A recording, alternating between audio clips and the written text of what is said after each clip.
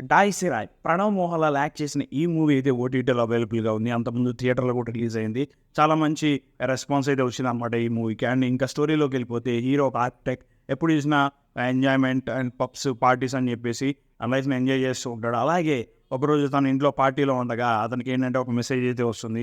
తన ఎక్స్ అయితే చనిపోయిందని చెప్పేసి. సో, సూసైడ్ చేసుకొని చచ్చిపోతుందనమాట ఆ అమ్మాయి. అండ్ అది బావిలోంచి తీసే విదే సీన్ గాని, అక్కడ రియలిస్టిక్‌గా హీరోయిన్‌కి చిన్న మేకప్ గాని అవైతే చాలా బావుంది. సో, అతను చూడడానికి అయితే వెళ్తాడు తన ఫ్రెండ్‌తో కలిసి.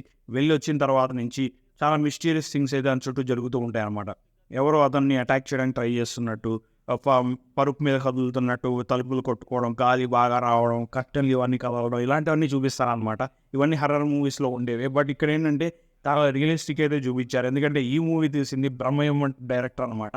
సో, ఆ మూవీ ఎంత హిట్ అయిందో మీకు తెలిసింది. అదే విధంగా దీంట్లో కూడా చాలా మంచి అనుభూతి అయితే వస్తుందనమాట. హర్రర్ ఎలిమెంట్స్ అయితే బానే ఉన్నాయి. సో, అలా జరుగుతున్నప్పుడు ఇతను తట్టుకోలేక ఒకరోజు ఏంటంటే ఎక్స్ అయితే ఎవరైతే ఉన్నారో వాళ్ళ ఇంటి పక్కన ఉన్నటువంటి ఒక వ్యక్తిని అయితే కలుస్తాడు. కలిసి ఇలా జరుగుతున్నాయి, దీన్ని ఎలాగైనా ఆపాలని చెప్పేసి నాకు ఇచ్చేయమని అయితే అడుగుతాడనమాట. అతను ఏదో ఏదో ఒక పూజ చేసి దీన్ని ఆపండి అంటాడు. సో, ఆ వ్యక్తి వచ్చి ఇక్కడ చూసి మొత్తం చూసిన తర్వాత నేను మీకు మళ్ళా కలుస్తానయితే చెప్తాడు. ఆ లోపునే మళ్ళా రకరకాల అనుభూతులు అయితే జరుగుతాయి. ఒకసారి ఏంటంటే అతన్ని బాగా అటాక్ చేస్తుంది. ఆ మిస్టీరియస్ థింగ్ అటాక్ చేసి చంపడానికి కూడా ట్రై చేస్తుందనమాట.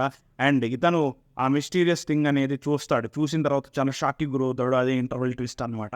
సో, తర్వాత ఏం జరిగింది? అసలు ఆ మిస్టీరియస్ వ్యక్తి ఇతన్ని ఎందుకు అటాక్ చేయడానికి చూసిన ఆ ఆత్మ ఎవరసలు? హీరోయినా? లేకపోతే ఇంకెవరనేది మీరు సినిమా చూసేసి తెలుసుకోవాలి. ఓవరాల్‌గా చూస్తే ఆహ్, చాలా బాగా అనిపించింది. బట్ కొన్ని సీన్స్‌లో ఏంటంటే స్టార్టింగ్‌లో మీకు చాలా బోర్ అనిపిస్తుంది. చాలా క్యాజువల్‌గా ఉంటాయి. టిపికల్ మలయాళం మూవీస్ లాగా చాలా స్లోగా స్టార్ట్ అవుతుంది.